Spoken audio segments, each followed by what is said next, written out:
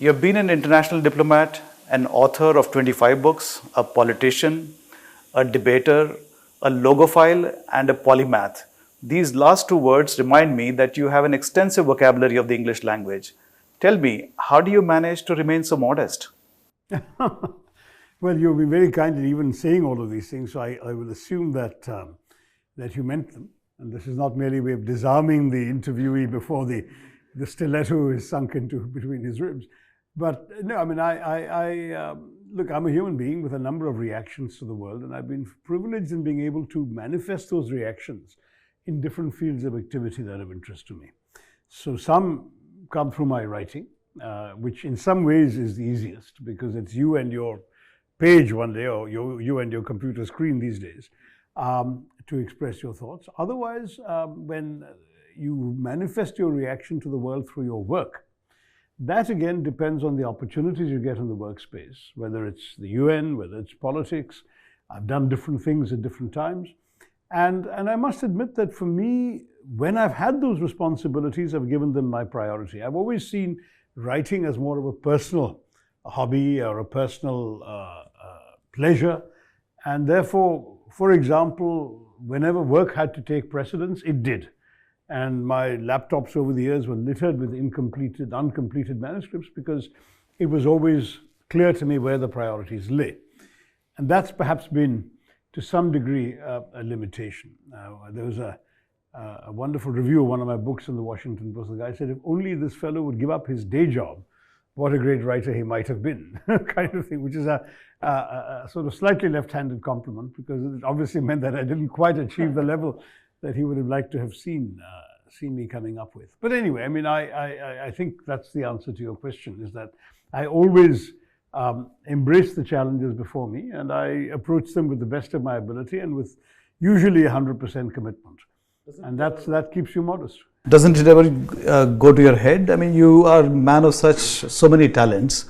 Now, I'm always, first of all, I have my feet on the ground, that I'm very, very conscious that the world is full of people who can do things I can't do.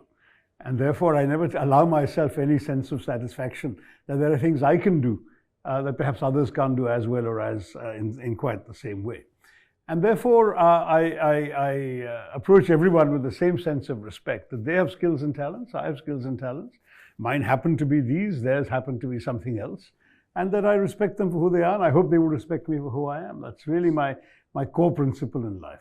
And that's kept me grounded. I must admit that I'm pleased that from my teenage years onwards, no one has ever said that I behave differently towards one person or another because of their rank or their position or their wealth or their caste or their religion or anything like that. For me, every human being is equally deserving of the same level of respect and attention. And that has applied throughout my life. And people I've admired and respected also treat people that way. That's been my approach to most. Yeah. To take the opening question forward, a career diplomat, a prolific writer. You've been in politics since the last 15 years or so. Mm-hmm. So do you at times feel that you're an outsider in politics? You know, a lot of people made me feel that way at the beginning, when I was indeed a newcomer to politics. I mean, I don't know how long anyone can be called an outsider when they've been doing something. And in my case, I chose the hard route. I chose to actually seek validation from the people and not coming into a comfortable perch in the Rajya Sabha or something like that. And having come in and fought, as it were, to earn the right to represent the people, such comments, to my mind, seem to me ill-founded. Because there are a lot of people who are given a lot of respect in politics who never faced the electorate, or at least never faced the electorate successfully. I've done it 3 times, and I hope now a 4th time is coming up. And to my mind, that's something which ought to end this conversation about my being an outsider. I don't claim to have been a typical politician. I didn't climb up the same route. Though I was involved in student politics in my university days, that was not for a recognized political party. We had a non-political students' union at St. Stephen's.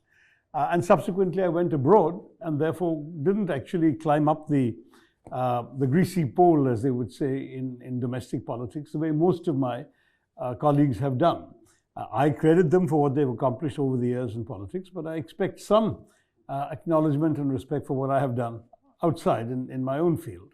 And I've come back and I've paid my dues and I've climbed, shall we say, from being that outsider fresher who went through all the ragging that freshers go through to being somebody who I think has earned his spurs, at least in some ways in our political arena.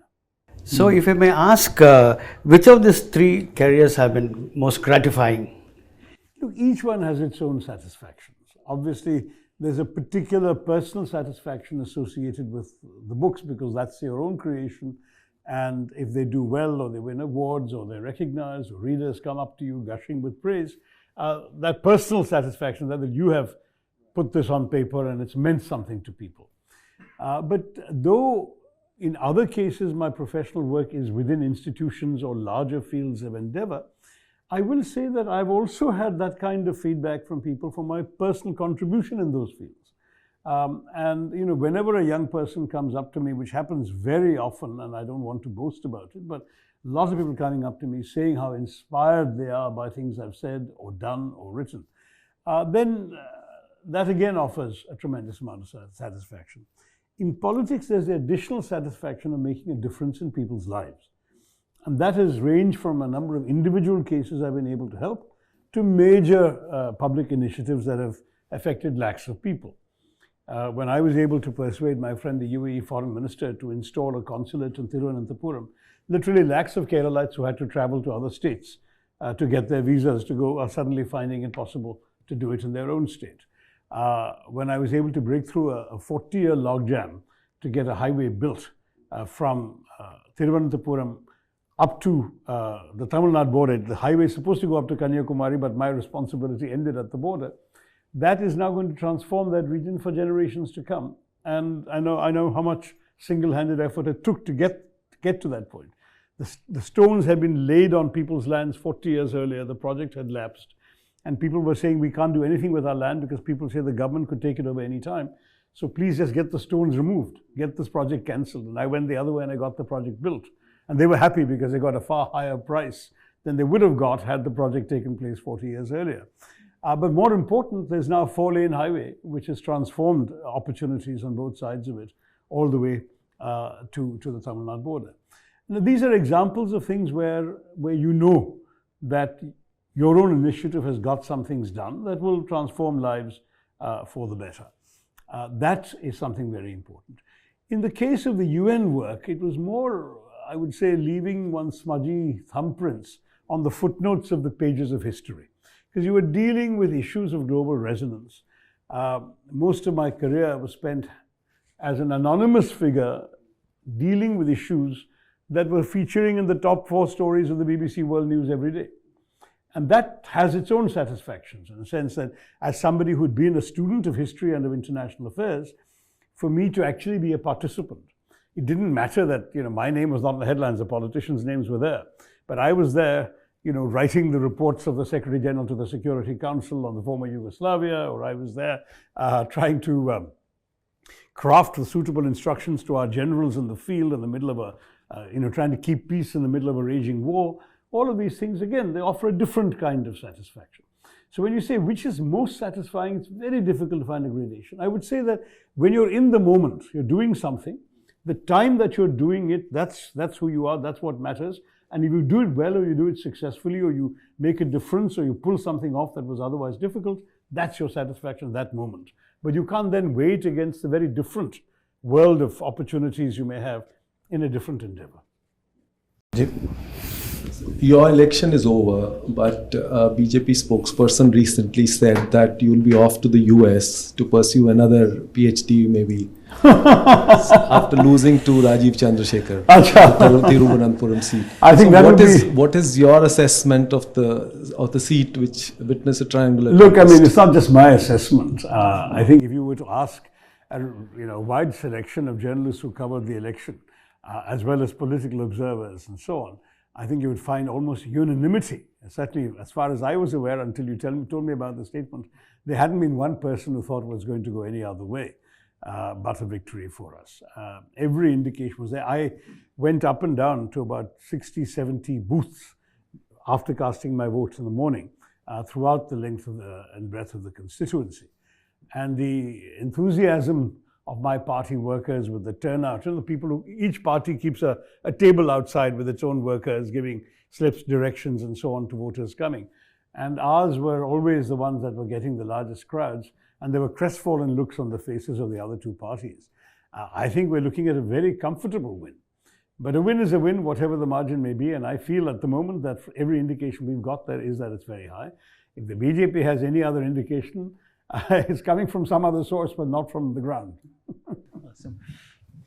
So 2 phases of the Lok Sabha polls are over. How do you see the Congress and the India bloc placed? And also overall, how many seats do you expect the Congress and the India bloc to win? Look, 190 seats have voted so far. And what I'm picking up from, obviously my sources are going to be more on my side of the equation, so you have to make a discount for that perhaps. But what we're picking up is tremendously positive for our side. We're not suggesting there is an overwhelming wave, but there certainly isn't one for the government. In fact, many who have been following elections for some time say that the difference between this election and both 14 and 19 is that the predominant emotion of BJP voters appears to be indifference and lack of enthusiasm. And that in many places in the Hindi-speaking states whose districts voted, of course, a couple of major southern states have voted as a whole, all of Kerala, all of Tamil Nadu, etc., all of Puducherry. But even from the Hindi-speaking states, our people have come back feeling cautiously optimistic. So I would say that on balance, we are far more ahead than we would have expected to be at this time. Of course, there are 5 more phases to go in this unnecessarily protracted election. I think it's a worthwhile reminder that the entire process is almost 3 months. I think 15th of March is when the Election Commission made its announcement, and 4th of June is when the results are going to come. That is frankly preposterous. My first election was 2009. I had checked in 2004 how long the election took. The same 543 constituencies, it took 20 days. Why does it now need to take 90 days? It doesn't make any sense. And I think somebody has to explain it. It's not as if there has been an increase in violence in this country. It's very surprising that the Election Commission should organize itself in this way. I might add that when you look at some of the states which have multiple phases, there's absolutely no objective reason why they couldn't have had one phase. None whatsoever. One can understand a state like UP having more than one phase. But every other state, up to and including Maharashtra, I think could have been done in a phase, and we could have done and dusted this election much quicker. Especially at a time when our Prime Minister is speaking about one nation, one election. Does it make sense to show that it takes us so long to conduct one election for one Sabha, and that too after we've had so much experience conducting elections? There's something wrong with this picture. But apart from that, sorry? What do you think is the reason why? You'll have to ask the Election Commission, sir, and I hope you all will. I've been a bit mystified as to why there is no debate about this when the Election Commission made its announcement. All of us who were candidates had to settle down to campaigning and getting organized and moving, and so we did it. But now that the voting is over, and I've been asked by my party to campaign in many other states, I start running. I've already given some recordings and so on here, and then I'm heading off tomorrow onwards. I'm just a bit surprised that no one has made this an issue as to why it should take so long. And I think it's really worth asking the question to the Election Commission. So your prediction of seats?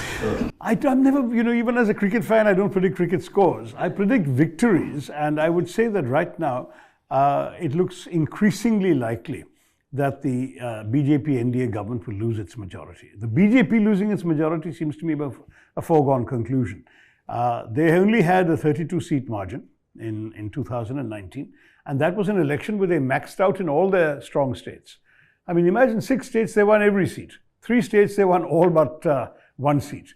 2 states, they won all but 2 seats. That's not replicable. It simply isn't. I mean, Haryana, we won no seats last time. The polls are indicating 5 to 7 seats for us in Haryana. So what you're looking at in a situation, Karnataka was 1 seat for Congress last time. This time, polls are ranging from 10 to 17. Some are even saying 20. I don't know what the final number is going to be, but it's not going to be 1. So in every one of these states where the BJP did so well, they're losing some seats in the most conservative analysis. So how do they get anything remotely like, this 400 paar is a joke, 300 paar is impossible. 200 paar may be a challenge for them to get the way things are going.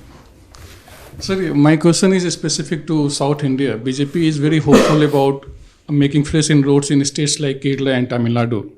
Even Prime Minister has said that history will be made when votes are counted on June 4 in Tamil Nadu and Kerala. So what is your assessment about BJP's chances in South India? And you are also claiming that you will improve your show. You are saying North mein BJP will be half and South mein half. But BJP has a different take on that. So how do you see BJP doing in South India? Kerala, Tamil Nadu, Andhra Pradesh, Telangana?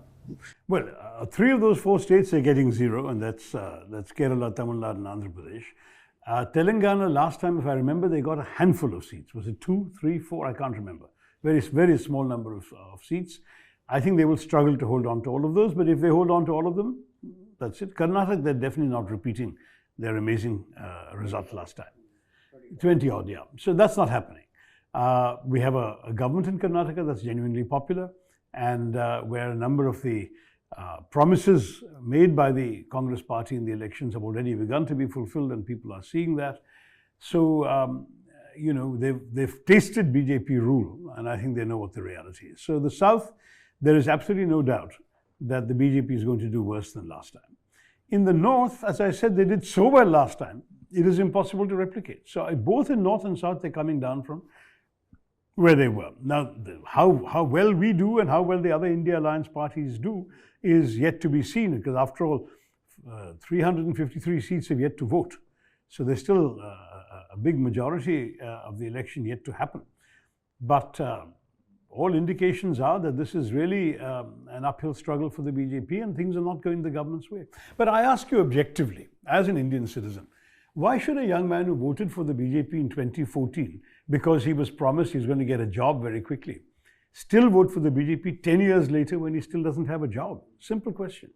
When all the economists are saying that 80% of India's population has seen a decline in its income in the last 10 years, a decline, that all the income gains have gone to the top 20% only, then why should these 80% want to vote for the BJP that has put them in that predicament? What about all the people who lost their jobs in micro and small enterprises that shut down because of demonetization, a self-inflicted wound by the BJP? What about those families of migrant workers who died because of the BJP's sudden and unprepared lockdown? I mean, you look at, and of course, those who had to float their loved ones' bodies down the Ganga during the second wave of COVID. I mean, you've had enough people with reasons to want the BJP out of office. And so objectively, what was surprising was that people were even willing to swallow the propaganda that they were going to win. So a counter question to that.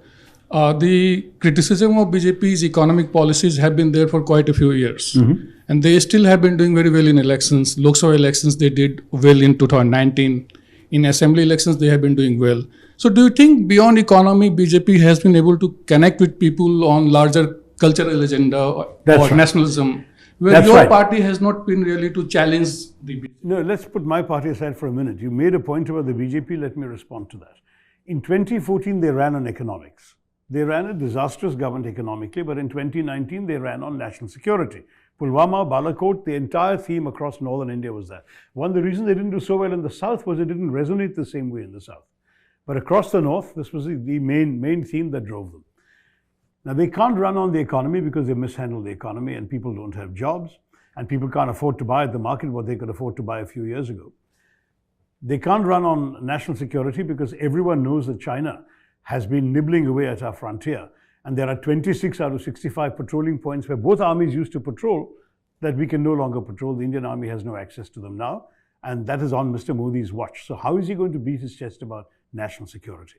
That leaves what? The Hindu Hriday Samrat message. That leaves Ram Mandir, Ram Janmabhoomi. That leaves the kind of frankly inflammatory language we have been seeing and hearing from the Prime Minister and others.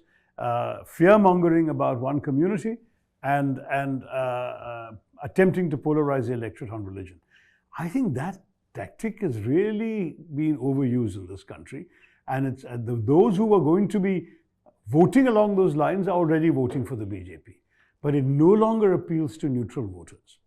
And I think the great strength of the BJP between 2009 and 14 was how a lot of people who are not Hindutva voters were attracted to Mr. Modi's economic message and voted for him. He's losing them, or the bulk of them. Similarly, in 2019, a lot of people who didn't particularly like either Hindutva or the economic management said, this is a government that might be able to keep us safe. Look at Balakot and so on. So they voted for them. All those arguments are gone now in 24. How do you manage to win an election in this country on a brazenly communal agenda which appeals to a minority of the populace? Priyanka? Mr. Tharoor, we saw reservation and constitution dominating the election discourse in the first two phases. Do you think it's going to be same in the other phases? Or it's going to change, given that Mr. Modi and Mr. Shah are claiming now that once in power, India bloc leaders are going to fight for PM seat. So do you think that narration is going to change now? Look, I don't know to what extent people are going to be influenced by that. It is true that a coalition government functions very differently from a monolithic one-party government. And particularly given Mr. Modi's style, the personality cult built around him, and the way the BJP has been ruling, I think it's fair to say that it would be very unlike what we've seen in the last 10 years. But on the other hand, the record and experience of the Indian public with coalition governments has been rather good. And if you look at the growth performance, for example, of the Indian economy, it has actually grown better under coalition governments than under single-party governments. And you can look throughout the 75, 77 years of our independence, and you'll see that's true. So in many ways, the advantage of a coalition is that there won't be sort of any autocratic tendencies, whoever becomes prime minister. They will have to take into account the others. And frankly, this is the classic political theory of parliamentary systems of governance. Right now, we are seeing a parliamentary system being run presidentially, which is the worst of both worlds. A presidential system, a normal presidential system, has the great merit that the legislature is totally independent of the executive, can challenge the executive and hold it accountable. A parliamentary system, once the executive emerges from the legislature is captured by the executive. Now, we have that system, but it's being run presidentially, so we have the worst of both worlds. Now, what I was going to say is that if you had a coalition government of the India Alliance, you're going to see for the first time in a long while a prime minister who's the first among equals, who has to listen to others, take their point of view into account, and who would have to be a good manager. Mr. Vajpayee is considered in many ways an excellent example of that kind of consensus builder. He didn't have a majority, far from it. He had 26 parties in his coalition, but his government was able to deliver effective results and at the same time reassure Indians that they had a functioning government. Dr. Manmohan Singh, he had more seats than Mr. Vajpayee did, but he didn't have a majority either. And the way in which Dr. Manmohan Singh was able to pursue very relentlessly his economic goals and to preside over the best growth period India has ever seen is again a tribute to the fact that he was able to bring his coalition along with him. Now, on one issue, the coalition of UPA 1 broke and the left us and weren't there in UPA 2. So that becomes a different story. And there's always a risk that on some issue of principle, a prime minister may have to draw the line with one or more of his coalition partners. But that's again something the nation has seen before, and we've gone past it. We are able to cope. So my own view is, let us be reassured that our history in operating the system and the constitution we have has by and large safeguarded the interests of the Indian people. There have been many periods where people were absolutely doomsaying about our country, and we have come through all those periods. I mean, go back and look at your PTI dispatches of 89 to 91, for example. I mean, you know, you would really be forgiven for thinking the country was going to, in the American expression, going to hell in a handbasket. And look at us. After 91, we had some of the best years of growth and prosperity. I would say to you all that coalition government is nothing to be afraid of. And certainly when I speak to most voters, they are thinking in terms of who is the candidate I'm voting for. What values does he represent or she represent? Who do they want to bring to power in Delhi, and what kind of, how is that power going to be exercised? We'll see. Maybe I'm unduly influenced by the kind of electorate I have been amongst for the last 2 months in Kerala. But I'm now going to travel to many other states, and I'll tell you what I'm picking up wherever I go. My own feeling, frankly, is unchanged, that this is an election for change. And given the long length of time, I fully accept the narrative could once again change. But right now, the BJP has lost its grip on the narrative.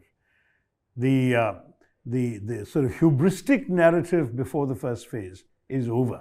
I don't think we're going to hear people saying, "Ab ki baar 400 paar" again for some time to come.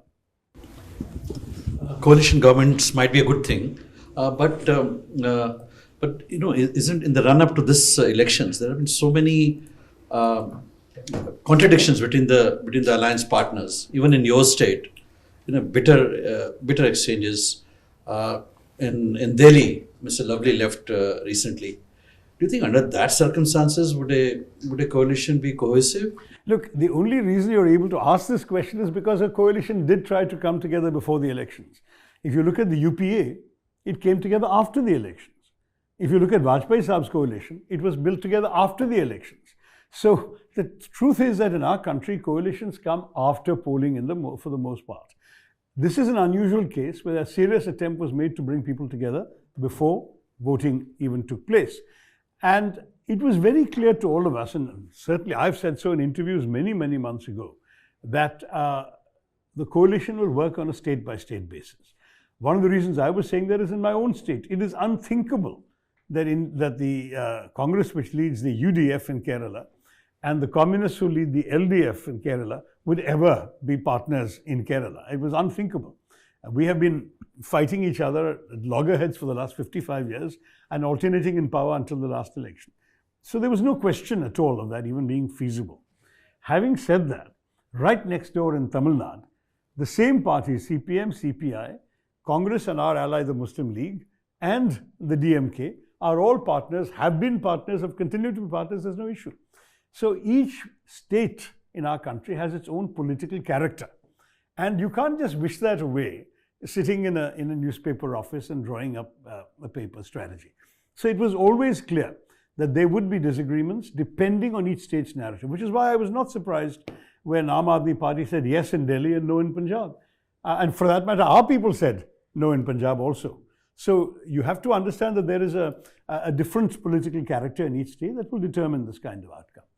Now, finally, when it comes to the day of reckoning on the 4th of June, I have no doubt that all these parties, whether or not they're campaigning together or against each other, including the TMC, when we have the numbers to prevent the BJP coming to power, we will come together. I have no doubt about that. I have no reason to believe otherwise. In fact, I have friends in parties that are not allied to us and who are telling me after June 4th, we will work together. Sir, Hindutva is a very strong plank of BJP. Which is? Hindutva. Ah. And over the years, it has won its share of supporters across the country. And you also wrote a very eloquent book, Why I Am a Hindu. And in that, you offered your vision of Hinduism and how is it different from BJP's brand of Hindutva. But at the same time, your party seems to struggle to offer a alternative vision on that issue to people who is appealed by this Hindutva philosophy. So do you think it's a struggle, it's a dilemma in the party that was very evident during this Ram Temple inauguration, when party turned down the invite and it invited some kind of frustration among within the ranks of the party, some leaders left. So do you think Congress has been in a dilemma in taking on BJP over this issue? I would say that the perception is particularly a north-centered perception. There are some northern states and some northern politicians who found it difficult to articulate an idiom, as you suggest, that we have not faced that problem in the south. Though even in the south, there are two distinct strands. My approach is by no means the only approach, because there is still a strong base in the south for the classic secular approach, which is a distancing from religion approach, from Hindutva and from Hinduism, whereas mine is a critique of Hindutva from within the Hindu faith. And there is a difference in these two approaches, but we are both critics of Hindutva. And whereas when the Ram Janmabhoomi issue came up, some would say this is a purely political event, we have nothing to do with it. My argument is, why should I surrender Ram to the BJP? Who gave them a copyright on it? At the same time, who gave Mr. Modi the right to go and perform a prana pratishtha in a temple? What is his qualification to do that? So these are different bases for argument, but the argument fundamentally is still against Hindutva, which is not a religious doctrine, it is a political doctrine. And I think where perhaps our people have not sufficiently found the right idiom to express their feelings is in their in the perception that we do not want the average Hindu voter across the north to feel in any way distanced from us. And in struggling to find a form of expression that way, they struggle. Now, the irony is, I come from a very religious constituency. Thiruvananthapuram, by the way, is the city in India with the most temples per square foot or square kilometer, if you want, of any city in India. And therefore, religiosity is something which is so natural in people's daily lives that there is not even any self-consciousness about it.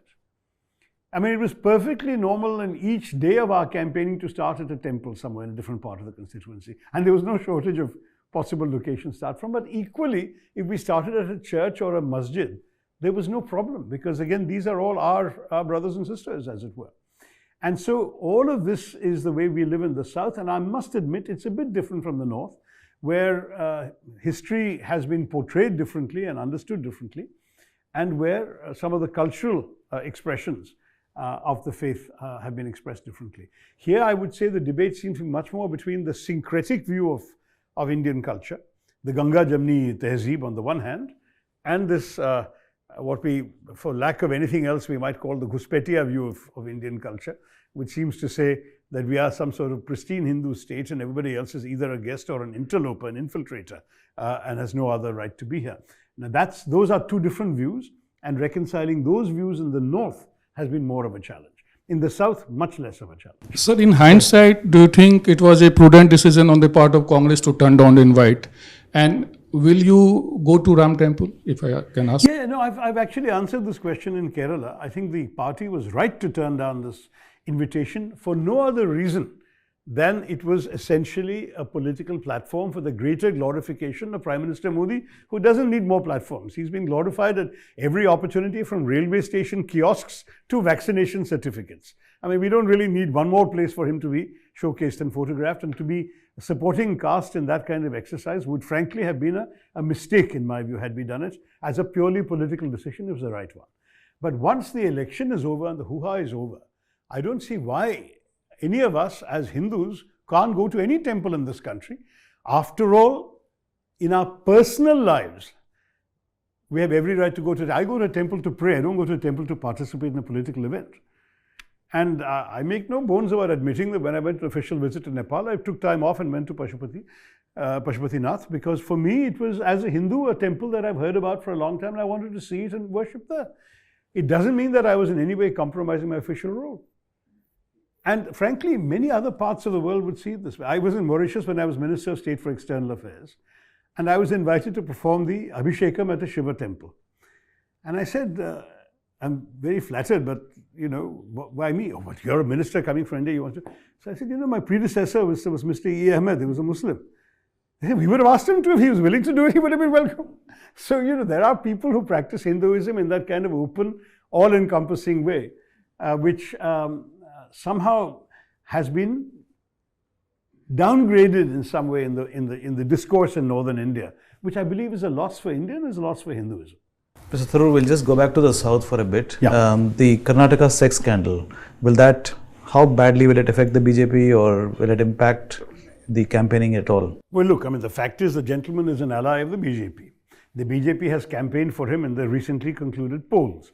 So they'll have a tough job explaining that you know, if they really had no idea, because it turns out they did have an idea, and that a BJP legislator had access to all of these compromising videos or incriminating videos for some time before the elections.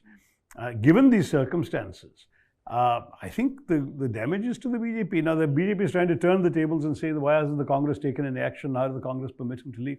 Fact is that the Congress was unaware of this, and the Congress wasn't given this information.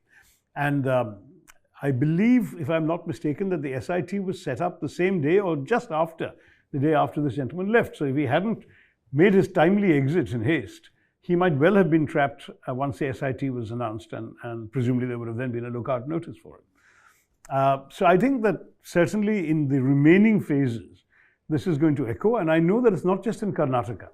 For example, in next door Telangana, there is a roaring controversy. Some women activists have come out very strongly, saying, you know, when will the patriarchy in this country wake up and realize how women are being abused, and what have they done about it? And it's turning the expression of this feeling is not just against all men in general, but particularly those who are ruling the country today. So all of this is definitely going to have an impact, principally on the BJP, first, and second, on systems that have empowered men like this to be predators as they've been. Sir, I would like to draw your attention towards this BJP lapping onto Sam Pitoda's recent comment about inheritance tax. So I want to know your views on this. Look, I know Sam Pitoda as a very respected elder, but he doesn't even live in India. He's like a sort of a guru on a mountaintop, except his mountaintop is Chicago and not the Himalayas. And he is perfectly entitled to express his personal views. But what the Congress party is contesting this election on is a manifesto that's a published document. I was a member of the manifesto committee, so I can tell you we never even discussed inheritance tax. It is a personal view. The inheritance tax was abolished by a Congress Prime Minister, Rajiv Gandhi, in 1985. And the fact is that when the BJP cynically said that he did it to save his own inheritance, we were able to point out accurately that the law only kicked into effect from deaths occurring after 15th of March 85, and Indira Ji had died already in 84, been murdered. So it was done because, let's face it, as I have seen in my own constituency, billionaires are very good at managing the reporting of their assets in such a way that they pay very little in their own names. And the government discovered that the cost of collection was exceeding the revenues coming to the government. We were, in 1985, the government of India was earning 20 crores from the entire year of inheritance tax collection. And we were spending far more than that in running an establishment to look at all this. So it was a right decision to abolish it. And the only party that has since even floated the idea of considering an inheritance tax is the BJP, which in 2019 had the finance minister, the MOS finance, and other leading lights speaking in terms of, wouldn't this be a good idea? And it was shot down within their own party. It never happened. But the truth is that it is something that the only party in the national political space to have raised is the BJP, and the Congress party is nothing to do with this. So for them to turn it around and use it against us is one more measure of their desperation. I think all the numbers I was giving you all earlier, they can do the same calculation that I can. And they realize they have defeat staring them in the face, and they're flailing about for any weapon they can use. The truth is not an obstacle in any case for many of these folks. And so invent things that the Congress has never put in its manifesto and say the Congress is going to do this. And I will say very bluntly, I'm not sure that this is something that the voters are going to be very swayed by, because the truth of the matter is, you need to have a certain amount of economic levels of comfort before you worry about things like how much the government is going to take away from you.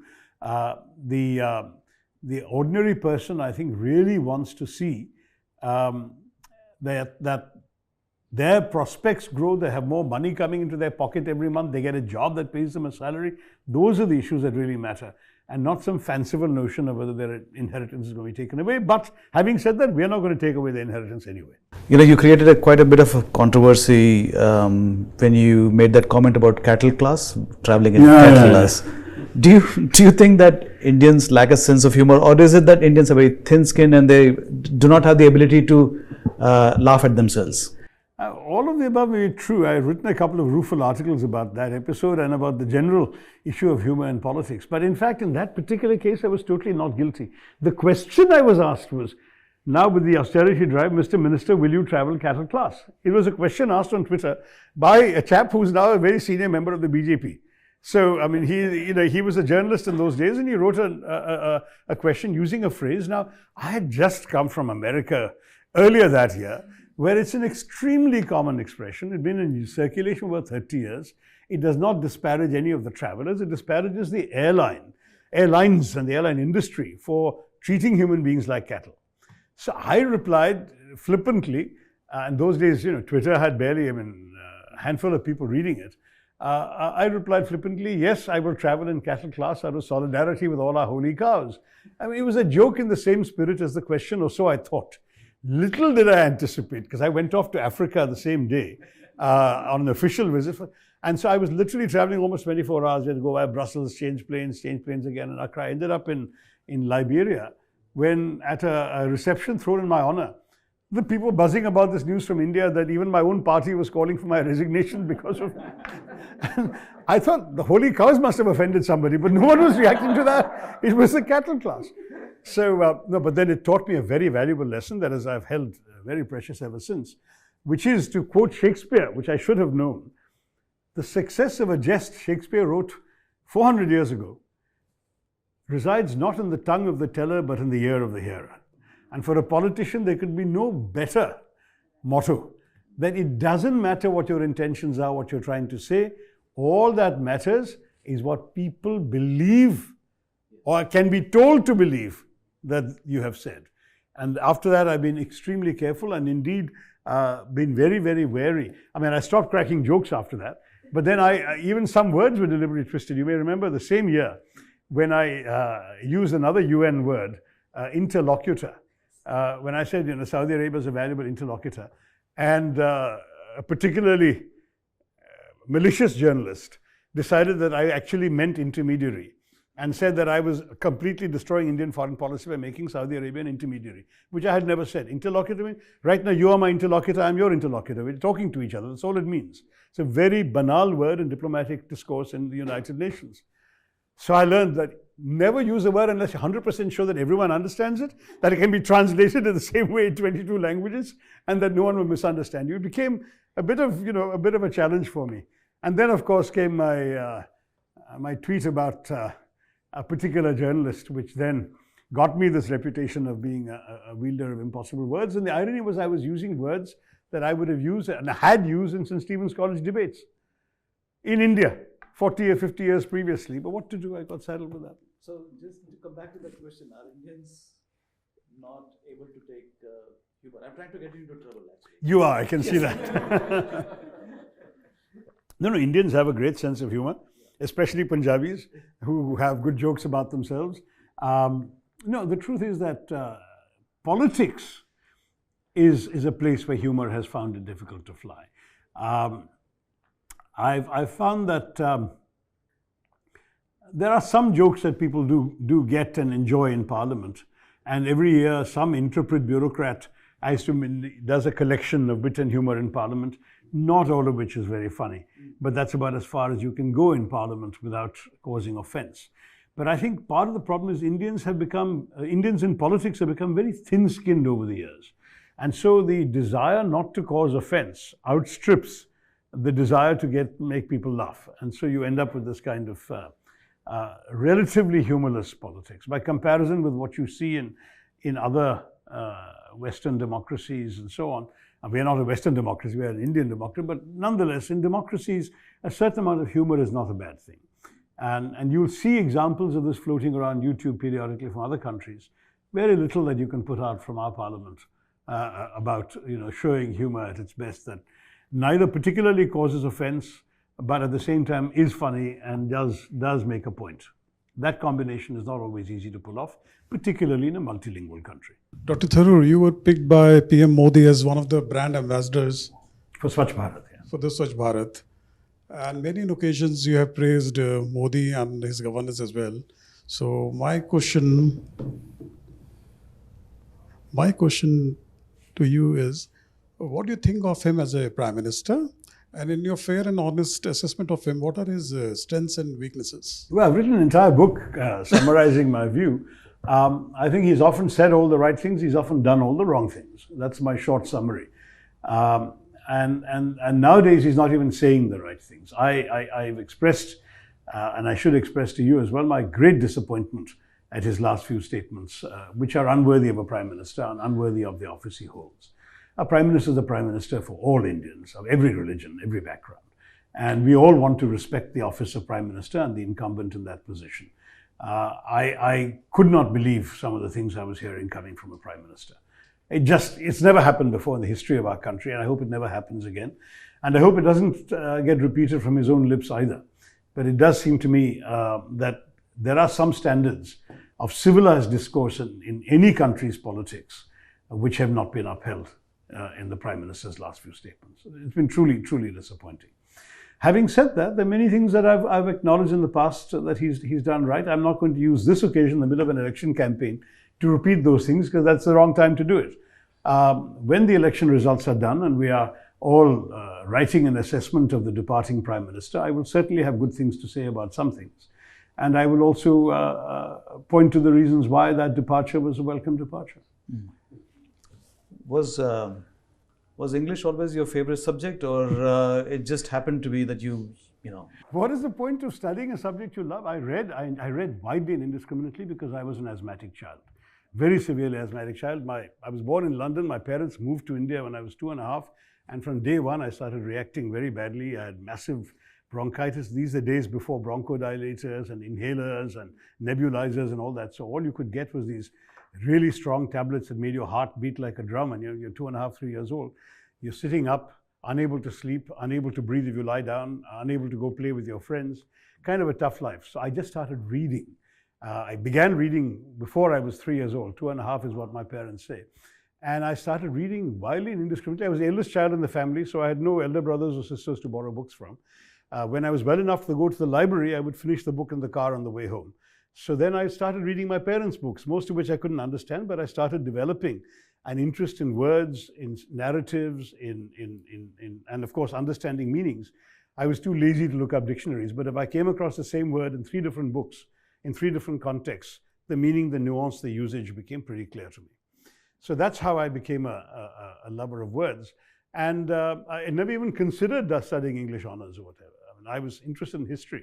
And for me, language was a means to understanding the world, to depicting the world, and to sharing the world with others. It was never an end in itself.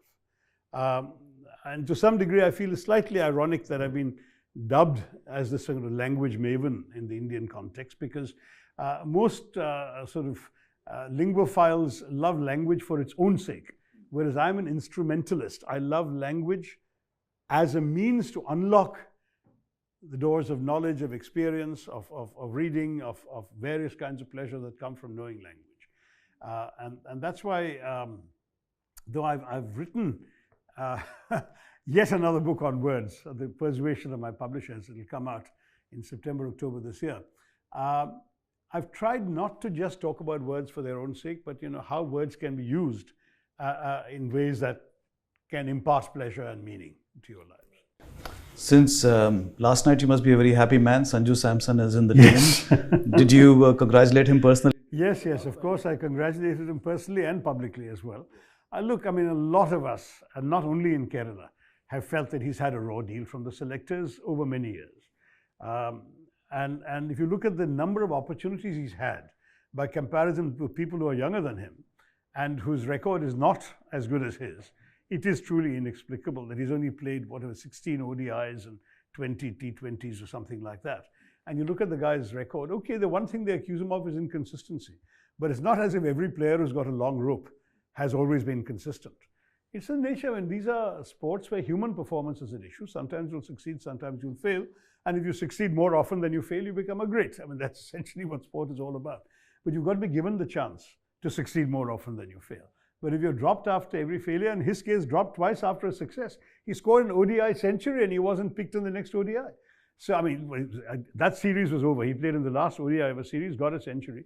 And when the next ODI series came along, he wasn't picked. It seemed to me that there was something wrong here. So I'm glad that he made an irresistible case for his selection through his performances in the IPL this time. And some say exhibited a new consistency, because there's been practically no innings where he has failed because of a rash shot or something like that. And he's had a number of not-out scores. He's got an average of 77 in the IPL, which is the highest average of any batsman in the IPL. I think he's a very, very good choice. And what people are forgetting when they say, oh, how does it matter why you're celebrating? He's going to be sitting on the bench. Not true. I think he's going to be the first alternative batsman if a batsman picks up an injury or loses form, because he can bat literally anywhere from number 1 to number 6 and make runs. So he's really turning out to be, I think, in my view, a very good selection for this team.